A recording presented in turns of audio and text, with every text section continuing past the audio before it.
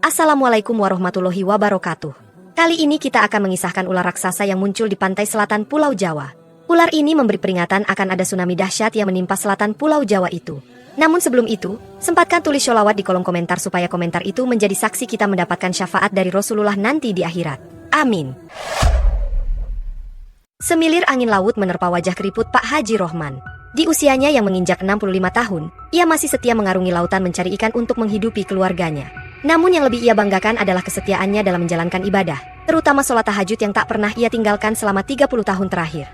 Seperti biasa, malam itu Pak Haji Rohman beranjak dari pembaringannya ketika jam dinding menunjukkan pukul 2 waktu Indonesia Barat. Ia mengambil wudhu dengan air sumur yang dingin menusuk tulang, tapi tak pernah sekalipun ia mengeluh. Baginya, kesegaran air wudhu di sepertiga malam terakhir adalah nikmat yang tak terkira. "Pak, sudah dingin ini. Pakai jaket dulu," bisik istrinya yang terbangun mendengar gemericik air wudhu. "Iya, Bu. Tidur lagi saja, masih lama subuhnya," jawab Pak Haji sambil tersenyum. Ia mengenakan sarung kesayangannya yang sudah lusuh namun selalu bersih, lalu melangkah ke musola kecil di samping rumahnya. Seusai melaksanakan sholat tahajud dan wirid panjangnya, mata tuanya menangkap sesuatu yang ganjil.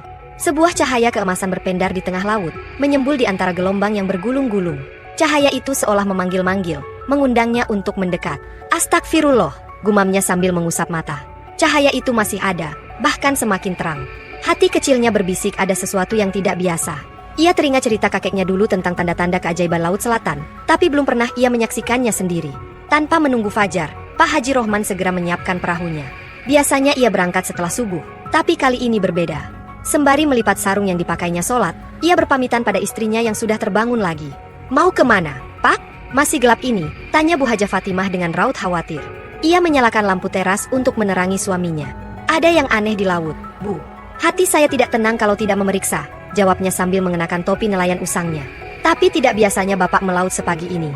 "Tunggu subuh saja, Pak," bujuk Bu Hajah. "Tidak apa-apa, Bu.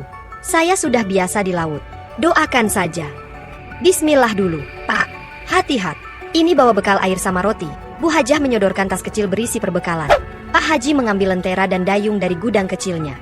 Setelah memastikan semua peralatan siap, ia mendorong perahunya ke air. Dinginnya air laut yang membasahi kaki tak dihiraukannya. Dalam hati ia terus berzikir, memohon perlindungan Allah. Perahu kecilnya membelah ombak dalam kegelapan. Hanya bermodalkan lentera redup dan arah cahaya misterius itu sebagai petunjuk. Semakin ke tengah, ombak semakin besar mengguncang perahunya. Tapi Pak Haji sudah terbiasa dengan kondisi seperti ini. Yang membuatnya heran adalah suasana laut yang mendadak tenang ketika ia mendekati sumber cahaya itu. Semakin dekat, cahaya itu semakin menyilaukan. Tiba-tiba, sesuatu muncul ke permukaan, membuat perahu Pak Haji Rohman terguncang. Air laut berputar membentuk pusaran kecil, namun anehnya perahu Pak Haji tetap stabil. "Subhanallah," ucapnya takjub. Di hadapannya, seekor ular raksasa bersisik emas mengangkat kepalanya dari air. Sisiknya berkilauan memantulkan cahaya bulan. Panjangnya mungkin puluhan meter, dengan sisik-sisik yang tersusun rapi seperti mozaik indah. Anehnya, Pak Haji Rohman tidak merasakan ketakutan. Justru ada kedamaian yang menjalar di hatinya. "Assalamualaikum, Pak Haji Rohman," sapa ular itu dengan suara yang berwibawa. "Waalaikumsalam," jawab Pak Haji spontan, meski masih tercengang. "Engkau mengenalku?" Ular itu mengangguk perlahan, matanya yang besar memancarkan kebijaksanaan. "Tentu saja. Aku telah mengamatimu selama bertahun-tahun. Keikhlasanmu beribadah dan mencari rezeki halal sangat disukai Allah. Setiap malam aku melihatmu khusyuk bermunajat, dan setiap pagi aku saksikan kejujuranmu mencari ikan." "Alhamdulillah," Pak Haji menunduk rendah hati. "Tapi siapakah engkau sebenarnya?" "Aku adalah salah satu makhluk Allah yang ditugaskan menjaga lautan selatan ini. Namaku Syah Bandar.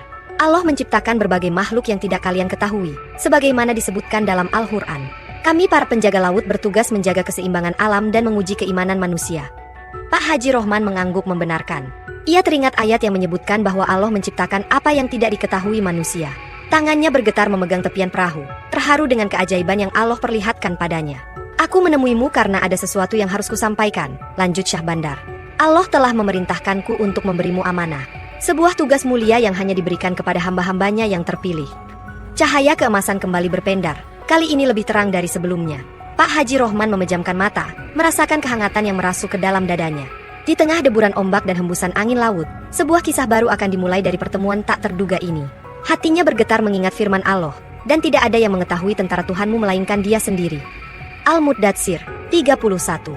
Pertemuan singkat itu mengajarkan Pak Haji Rohman bahwa keajaiban Allah tak terbatas, dan ketaatan dalam beribadah bisa membuka pintu-pintu rahmat yang tak terduga. Sembari mengarahkan perahunya kembali ke tepian, ia memantapkan hati untuk mengemban amanah yang akan diterimanya. Fajar mulai menyingsing di ufuk timur, menandai awal dari babak baru dalam hidupnya yang penuh hikmah. Syah Bandar menatap Pak Haji Rohman dengan sorot mata yang semakin dalam. Sisik-sisik emasnya bergerak perlahan mengikuti gelombang air laut yang tenang. Suasana mendadak hening, bahkan deburan ombak pun seakan terhenti. "Pak Haji," suara Syah Bandar mengalun berat. "Allah menugaskan saya untuk menyampaikan peringatan penting kepada penduduk pesisir." "Peringatan apa itu?" tanya Pak Haji Rohman sambil mengeratkan pegangannya pada tepian perahu. 7 hari dari sekarang, akan datang gelombang besar yang kalian sebut tsunami. Ini adalah teguran dari Allah atas apa yang telah manusia perbuat terhadap lautan ini. Jantung Pak Haji Rohman berdegup kencang. Matanya menyapu pandangan ke sekeliling laut yang telah menjadi sumber penghidupannya selama puluhan tahun. Ia memang telah melihat berbagai perubahan yang memprihatinkan. "Lihatlah, Pak Haji," Syah Bandar menggerakkan kepalanya ke arah timur. Di sana, limbah pabrik mencemari air laut setiap hari. Di sebelah barat, plastik dan sampah mengapung seperti pulau. Kapal-kapal besar menangkap ikan dengan pukat harimau, merusak terumbu karang yang Allah ciptakan selama ratusan tahun. Air mata Pak Haji Rohman menetes. Ia teringat bagaimana dulu, 30 tahun lalu, air laut masih jernih dan ikan-ikan melimpah. Kini, untuk mendapatkan beberapa ekor ikan saja, ia harus berlayar lebih jauh ke tengah. Bukankah Allah telah memperingatkan dalam Al-Quran? Syah Bandar melanjutkan. Telah nampak kerusakan di darat dan di laut disebabkan karena perbuatan tangan manusia, supaya Allah merasakan kepada mereka sebahagian dari akibat perbuatan mereka, agar mereka kembali ke jalan yang benar. Ar-Rum ayat 41, Pak Haji Rohman berbisik lirih. "Benar, Pak Haji. Dan kini saatnya peringatan itu menjadi nyata. Tapi Allah Maha Penyayang. Dia masih memberi kesempatan untuk menyelamatkan mereka yang beriman. Tapi bagaimana saya bisa meyakinkan orang-orang? Mereka mungkin tidak akan percaya pada cerita saya." Pak Haji Rohman mengutarakan kegelisahannya. Syah Bandar mengangguk mengerti. Ia kemudian mengangkat tubuhnya lebih tinggi, membuat air beriak di sekeliling perahu Pak Haji. Salah satu sisiknya yang keemasan terlepas dan melayang lembut, jatuh tepat di telapak tangan Pak Haji Rohman. Ini adalah tanda dari Allah. Sisik ini akan bercahaya setiap waktu sholat dan akan bergetar saat gelombang besar itu semakin dekat. Tunjukkan ini pada mereka yang ragu. Tapi ingat, Pak Haji, tugas Anda hanyalah menyampaikan. Hidayah adalah urusan Allah. Pak Haji Rohman menggenggam sisik emas itu. Terasa hangat dan bergetar lembut di tangannya. Cahayanya berdenyut seperti detak jantung. "Saya beri waktu 7 hari, lanjut Syah Bandar. Kumpulkan sebanyak mungkin orang. Bukan hanya penduduk Parangtritis, tapi juga desa-desa sekitar. Bawa mereka ke bukit di belakang desa sebelum matahari terbit di hari ke-7. Insya Allah, akan saya laksanakan amanah ini sebaik-baiknya," jawab Pak Haji Rohman dengan suara bergetar. "Satu hal lagi," Syah Bandar menambahkan. "Sampaikan pada mereka bahwa bencana ini bukan akhir, tapi awal. Awal bagi manusia untuk kembali ke jalan yang benar, menjaga alam yang Allah titipkan. Jika mereka tetap membangkang setelah peringatan ini, akan datang yang lebih besar." Fajar mulai merekah di ufuk timur. Sinar keemasannya berpadu dengan cahaya sisik Syah Bandar, menciptakan pemandangan yang menakjubkan sekaligus menggetarkan hati. "Kembalilah sekarang, Pak Haji. Waktu subuh hampir tiba. Mulailah dari keluarga dan tetangga terdekat. Semoga Allah memberi kekuatan pada pundak-pundak tua ini untuk mengemban amanah yang berat." Perlahan, Syah Bandar mulai menenggelamkan tubuhnya kembali ke dalam air. Sebelum menghilang sepenuhnya, ia berpesan, "Ingat Pak Haji, 7 hari. Dan sisik itu jaga baik-baik. Itu bukan sekedar bukti, tapi juga pelindung." Pak Haji Rohman mengayuh perahunya kembali ke pantai dengan tangan gemetar. Di genggamannya, sisik emas itu masih berdenyut hangat, mengingatkannya pada tugas besar yang harus ia pikul. Dalam hati, ia terus memanjatkan doa, memohon kekuatan dari Allah untuk mengemban amanah ini. "Ya Allah, kuatkan hamba untuk menyampaikan peringatanmu. Lembutkan hati mereka untuk menerima peringatan ini. Sesungguhnya Engkau Maha Kuasa atas segala sesuatu." Saat kakinya menginjak pasir pantai, matahari sudah mulai menampakkan sinarnya. Di kejauhan terdengar suara adzan subuh berkumandang. Pak Haji Rohman buru-buru menambatkan perahunya, lalu bergegas ke musola. Hatinya masih bergejolak memikirkan pertemuan luar biasa yang baru saja dialaminya. Seusai sholat subuh berjamaah, beberapa nelayan yang biasa melaut bersamanya mengerubungi Pak Haji. "Tumben sekali Pak Haji melaut sepagi ini," ujar Kang Somat, nelayan muda yang rajin mengikuti pengajiannya. "Iya Pak Haji, ada apa?" "Kami lihat perahu Pak Haji tadi seperti dikelilingi cahaya di tengah laut," tambah Bang Udin penasaran. Pak Haji Rohman menatap wajah-wajah penuh tanya di hadapannya. Ia merogoh saku bajunya, tempat sisik emas itu tersimpan. Masih terasa hangat. Mungkin inilah saat yang tepat untuk mulai menyampaikan peringatan itu. "Saudara-saudaraku," ucapnya perlahan, "Allah telah memberikan peringatan kepada kita semua. Mari kita bicara di dalam musola. Ada hal penting yang harus saya sampaikan." Para nelayan saling berpandangan, tapi tidak ada yang berani membantah. Mereka semua tahu Pak Haji Rohman bukan orang yang suka membual. Jika beliau mengatakan ada hal penting, pasti benar-benar serius. Di dalam musola yang masih remang-remang, Pak Haji mulai membuka genggaman tangannya. Sisik emas itu langsung memancarkan cahaya lembut, membuat semua yang hadir terkesiap. Inilah awal dari tugas beratnya, menyampaikan peringatan Allah kepada penduduk pesisir. 7 hari yang akan menentukan nasib seluruh penduduk pantai. Apa yang akan saya sampaikan mungkin sulit dipercaya. Tapi demi Allah yang telah menciptakan langit dan bumi, setiap kata yang keluar dari mulut saya adalah kebenaran. Matahari semakin tinggi di langit Parangtritis.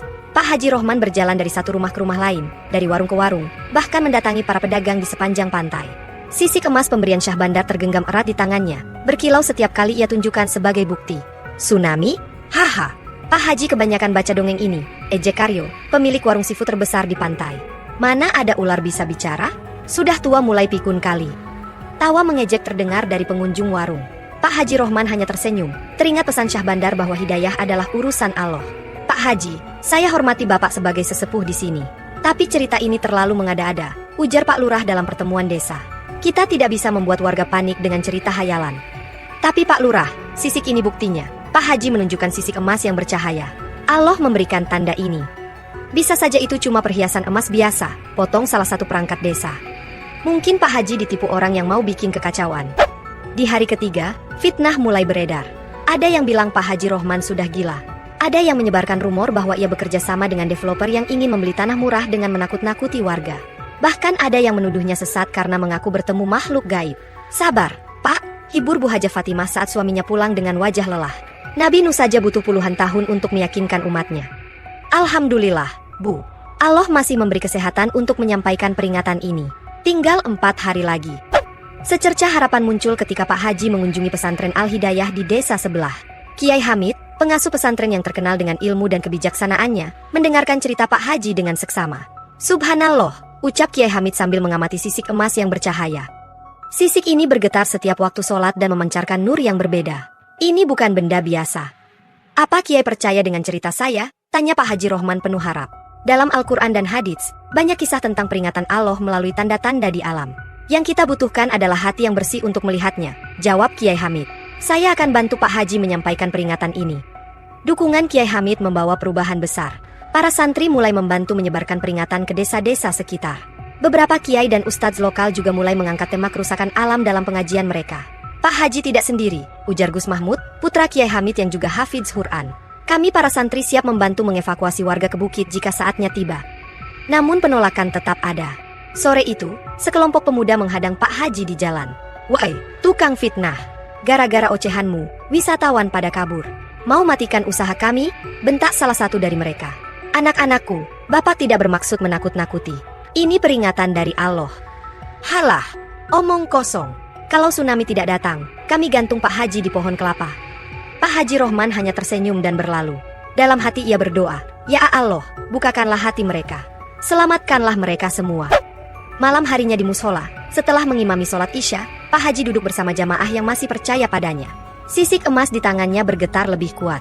Tinggal 3 hari lagi, ucapnya lirih. Mari kita tingkatkan dakwah kita. Bukan dengan paksaan, tapi dengan hikmah dan kesabaran.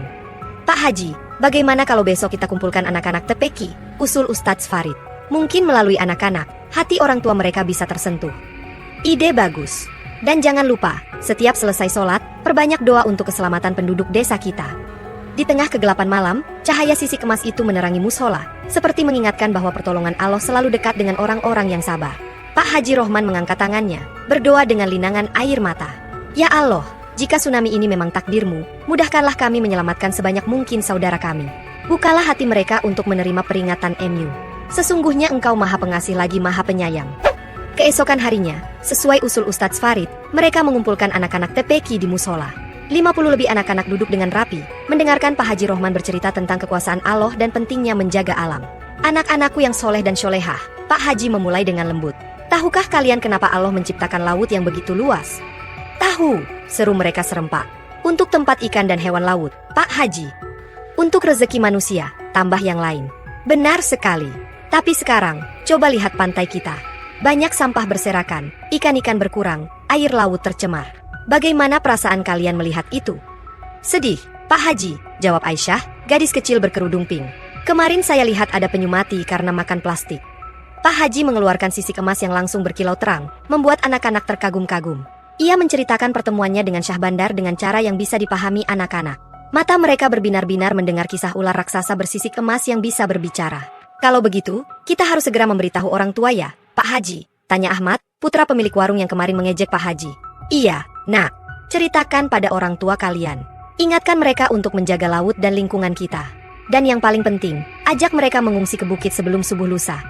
Strategi melalui anak-anak mulai membuahkan hasil. Beberapa orang tua yang tadinya menolak mentah-mentah mulai goyah ketika anak-anak mereka terus mendesak untuk mengungsi. Apalagi setelah anak-anak menceritakan tentang sisik ajaib yang mereka lihat sendiri. Di malam terakhir sebelum hari yang diramalkan, Pak Haji Rohman mengadakan zikir bersama di musola. Puluhan warga yang sudah yakin berkumpul, memanjatkan doa bersama. Sisik emas di tangannya bergetar semakin kuat, seolah memberikan peringatan bahwa waktu semakin dekat. Jangan putus asa bagi yang masih berjuang meyakinkan keluarga, ujar Pak Haji mengakhiri zikir. Masih ada waktu sampai subuh besok. Teruslah berdakwah dengan lembut. Allah tidak membebani kita dengan hasil, yang penting kita sudah berusaha menyampaikan. Malam itu, tak seorang pun bisa tidur nyenyak. Pak Haji Rohman terus berkeliling desa, mengetuk pintu-pintu rumah untuk terakhir kalinya. Beberapa membuka pintu dan akhirnya luluh, beberapa tetap berkeras menolak. Yang menerima langsung berkemas dan bersiap menuju bukit, sementara yang menolak memilih tetap di rumah sambil mencibir.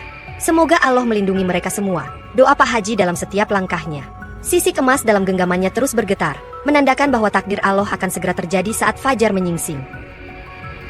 2 hari sebelum waktu yang diramalkan, langit Parangtritis tampak berbeda. Awan-awan berarak dengan pola yang aneh, membentuk gumpalan-gumpalan gelap yang menggantung rendah. Burung-burung camar yang biasanya berterbangan di pesisir mendadak menghilang, terbang menjauh ke arah pegunungan. "Pak, lihat itu!" seru Kang Somad sambil menunjuk ke arah laut. Air laut mulai surut perlahan, meninggalkan hamparan pasir basah yang biasanya terendam. Ikan-ikan kecil bergelimpangan, membuat para nelayan terheran-heran. "Astagfirullah," gumam Bang Udin. Seperti yang Pak Haji katakan. Sisik emas di tangan Pak Haji Rohman bergetar semakin kuat. Cahayanya bahkan terlihat di siang bolong, memancarkan sinar keemasan yang sulit diabaikan. "Allahu Akbar," teriak seseorang dari kejauhan. Itu Karyo, pemilik warung yang dulu mengejek Pak Haji. Ia berlari terengah-engah. "Pak Haji benar. Saya mimpi semalam. Syahbandar datang dalam mimpi saya." Berita tentang tanda-tanda alam menyebar cepat ke seluruh desa. Para penduduk yang tadinya ragu mulai berdatangan ke rumah Pak Haji Rohman. Air mata pertobatan mengalir deras. "Pak Haji, maafkan kami," isak seorang pemuda yang dulu mengancam akan menggantung beliau. "Kami telah berbuat zolim kepada Bapak." "Sudahlah, nak. Yang penting sekarang kita bersiap-siap," jawab Pak Haji dengan senyum penuh kasih. "Panggil teman-temanmu, kita gotong royong membantu yang lemah untuk mengungsi." Kiai Hamid dan para santri dari pesantren Al-Hidayah segera turun tangan. Mereka mengorganisir pembagian tugas. Para pemuda yang kuat ditugaskan membantu lansia dan anak-anak. Para ibu-ibu menyiapkan logistik dan keperluan darurat. "Bawa yang penting saja," instruksi Gus Mahmud. "Al-Quran, dokumen penting, obat-obatan, dan makanan secukupnya. Kita akan bertahan di bukit sampai keadaan aman." Suasana pertobatan massal terasa mengharukan. Di musola-musola terdengar lantunan ayat-ayat suci dan isak tangis. Para ulama memimpin zikir dan doa, memohon perlindungan Allah. "Ya Ahayyu ya Qayyum, birahmatika astaghits. Hasbunallah wa ni'mal wakil. La ilaha illa anta subhanaka inni kuntu minadz zolimin." Lafaz-lafaz suci bergema di seluruh penjuru desa. Orang-orang yang dulunya jarang ke musola kini berdesakan untuk ikut berzikir. Yang biasanya bertengkar kini berpelukan meminta maaf. "Allah masih memberi kesempatan pada kita," ucap Kiai Hamid dalam tausiah singkatnya. "Ini bukan hanya tentang menyelamatkan nyawa, tapi momentum untuk kembali ke jalan yang benar." Sisik emas pemberian Syahbandar kini bergetar hampir tanpa henti. Cahayanya semakin terang, seolah menandakan bahwa waktu semakin dekat. "Pak Haji," panggil Bu Haja Fatimah sambil menyodorkan secangkir teh hangat. Suaminya terlihat lelah setelah seharian membantu evakuasi. "Alhamdulillah, mereka akhirnya sadar." "Ini semua kehendak Allah, Bu," jawab Pak Haji Rohman sambil tersenyum. "Terkadang Allah perlu mengguncang kita untuk menyadarkan bahwa kita ini lemah." Malam itu, hampir seluruh penduduk desa sudah berkumpul di bukit. Tenda-tenda darurat didirikan, bantuan logistik mulai berdatangan dari desa-desa sekitar. Para relawan dan tim medis siaga bergiliran menjaga lansia dan anak-anak. Di tengah para pengungsi, Pak Haji Rohman memimpin sholat maghrib berjamaah. Syaf-syaf panjang terbentuk, menyatukan kembali mereka yang dulu terpisah oleh ego dan ketidakpercayaan. Allahu Akbar, takbir menggelegar, menembus langit senja yang semakin gelap. Air mata bertobat mengalir deras, membasahi sajadah-sajadah darurat yang digelar di atas tanah bukit. "Ya Allah," doa Pak Haji dalam sujudnya. "Kami kembali padamu. Ampunilah dosa-dosa kami. Selamatkanlah kami dari bencana yang akan datang." Sesungguhnya hanya kepadamu kami berserah. Sisik emas di sakunya bergetar semakin kencang. Fajar akan segera menyingsing, dan takdir Allah akan terjadi. Tapi setidaknya kini mereka menghadapinya dengan hati yang telah kembali padanya. Pagi itu, tepat seperti yang diramalkan, gelombang raksasa menerjang pesisir Parangtritis. Suara gemuruh menggetarkan bumi, air laut menghantam daratan dengan dahsyat. Namun berkat peringatan Syahbandar yang disampaikan melalui Pak Haji Rohman, hampir seluruh penduduk telah mengungsi ke bukit. Hanya beberapa orang yang tetap keras kepala dan menolak mengungsi menjadi korban. Dari atas bukit, mereka menyaksikan bagaimana gelombang setinggi pohon kelapa itu melahap rumah-rumah, warung-warung, dan perahu-perahu nelayan. Air bah menghanyutkan segala yang dilewatinya, seolah mengingatkan betapa kecilnya manusia di hadapan kekuasaan Allah. La haula wala quwata illa billah, bisik Pak Haji Rohman sambil menggenggam sisik emas yang kini berdenyut lemah. Air mata mengalir di pipinya, bersyukur atas pertolongan Allah yang telah menyelamatkan ribuan nyawa. Pasca tsunami, masyarakat Parangtritis seperti dilahirkan kembali. Bukan hanya secara fisik dengan pembangunan pemukiman baru yang lebih tertata, tapi juga secara spiritual. Musola-musola yang dulu sepi kini selalu penuh dengan jamaah. Pengajian rutin diadakan di berbagai tempat, bahkan anak-anak muda yang dulunya jauh dari agama mulai rajin menghadiri majelis ilmu. Yang juga menggembirakan, kesadaran untuk menjaga lingkungan tumbuh dengan sendirinya. Masyarakat bergotong royong membersihkan pantai dari sampah, mendirikan bank sampah, dan menolak penggunaan plastik sekali pakai. Para nelayan tidak lagi menggunakan pukat harimau dan lebih memperhatikan kelestarian laut. Pak Haji Rohman, yang kini semakin dihormati sebagai sesepuh desa, tetap rendah hati seperti sedia kala. Ia selalu mengingatkan bahwa apa yang terjadi adalah kehendak dan peringatan dari Allah, bukan karena kehebatannya. Allah mengirim Syahbandar untuk mengingatkan kita, ujarnya dalam setiap pengajian. Bukan hanya tentang tsunami, tapi tentang pentingnya kembali ke jalan yang benar dan menjaga alam yang Allah titipkan. Sisik emas pemberian Syahbandar kini tersimpan rapi di musola utama desa, menjadi pengingat akan peristiwa yang mengubah hidup seluruh penduduk Parangtritis. Cahayanya masih berpendar setiap waktu sholat, seolah terus mengingatkan untuk tidak melalaikan panggilan Allah. Sebagaimana firman Allah dalam Al-Quran. Dan barang siapa yang bertakwa kepada Allah niscaya dia akan mengadakan baginya jalan keluar. Dan memberinya rezeki dari arah yang tiada disangka-sangkanya. Dan barang siapa yang bertawakal kepada Allah niscaya Allah akan mencukupkan keperluannya. Quran Surat At-Talaq 23. Kisah Pak Haji Rohman dan Syahbandar menjadi legenda yang diceritakan turun-temurun, mengingatkan generasi mendatang bahwa pertolongan Allah selalu dekat dengan orang-orang yang beriman dan bertakwa. Semoga kisah ini dapat kita ambil pelajarannya. Terima kasih. Wassalamualaikum warahmatullahi wabarakatuh.